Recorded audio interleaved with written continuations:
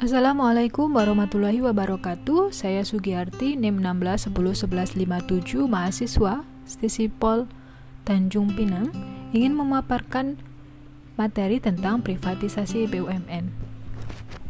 Sebelum kita masuk ke tahap pembahasan tentang privatisasi BUMN, mari kita ulas sedikit apa itu BUMN, apa itu privatisasi, dan apa tujuan dari privatisasi.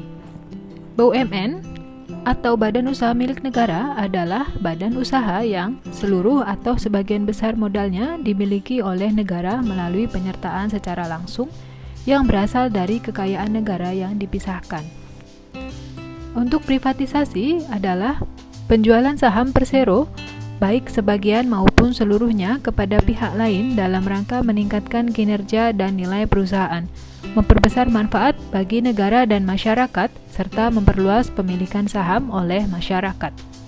Tujuan dari privatisasi, yaitu salah satu tujuan yang ingin dicapai melalui privatisasi adalah memberikan kontribusi finansial kepada negara dan badan usaha, mempercepat penerapan prinsip-prinsip good corporate government, serta membuka akses ke pasar internasional dan alih teknologi serta transfer best practice kepada badan usaha.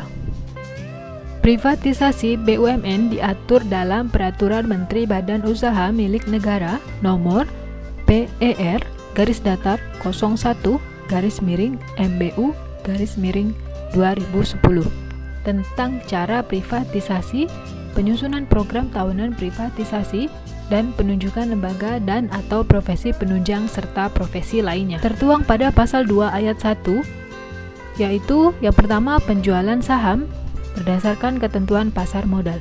Yang kedua, penjualan saham secara langsung kepada investor, dan yang ketiga, penjualan saham kepada manajemen dan atau karyawan persero yang bersangkutan. Privatisasi yang dilakukan dengan cara sebagaimana dimaksud pada ayat 1 dilakukan melalui penjualan saham negara pada persero atau penjualan saham dalam simpanan. Privatisasi dengan cara penjualan saham berdasarkan ketentuan pasar modal dilakukan melalui 1. Penawaran umum atau Initial Public Offering atau Go Public. Yang kedua, penawaran umum lanjutan atau Secondary Public Offering. Yang ketiga, penerbitan obligasi konversi dan efek lain yang bersifat ekuitas. Yang keempat, penjualan saham kepada mitra strategis atau direct placement bagi persero yang telah terdaftar di bursa. Dan yang kelima yaitu cara lain sepanjang memenuhi ketentuan di bidang pasar modal. Penjualan saham berdasarkan ketentuan pasar modal dilakukan apabila memenuhi persyaratan peraturan perundang-undangan, termasuk persyaratan sebagaimana diatur dalam ketentuan di bidang pasar modal.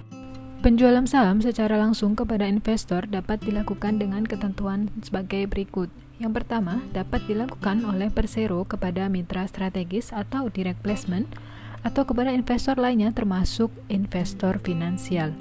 Untuk yang kedua, penjualan saham sebagaimana dimaksud oleh angka 1 khusus berlaku bagi penjualan saham persero yang belum terdaftar di bursa. Untuk yang ketiga, penunjukan langsung oleh menteri dengan memperhatikan ketentuan peraturan perundang-undangan di bidang perseroan terbatas, anggaran dasar BUMN yang bersangkutan dan atau perjanjian pemegang saham. Yang keempat, penjualan saham secara langsung kepada investor dengan memenuhi kriteria tertentu. Kriteria yang dimaksud di sini yaitu yang pertama, memerlukan bantuan dan keahlian, know-how, expertise dari mitra strategis seperti operasi atau teknis, inovasi atau pengembangan produk, manajemen, pemasaran teknologi, dan kemampuan pendanaan. Yang kedua, membutuhkan dana yang besar namun menghadapi keterbatasan dana dari pemerintah selaku stakeholder dan atau kesulitan menarik dana dari pasar modal.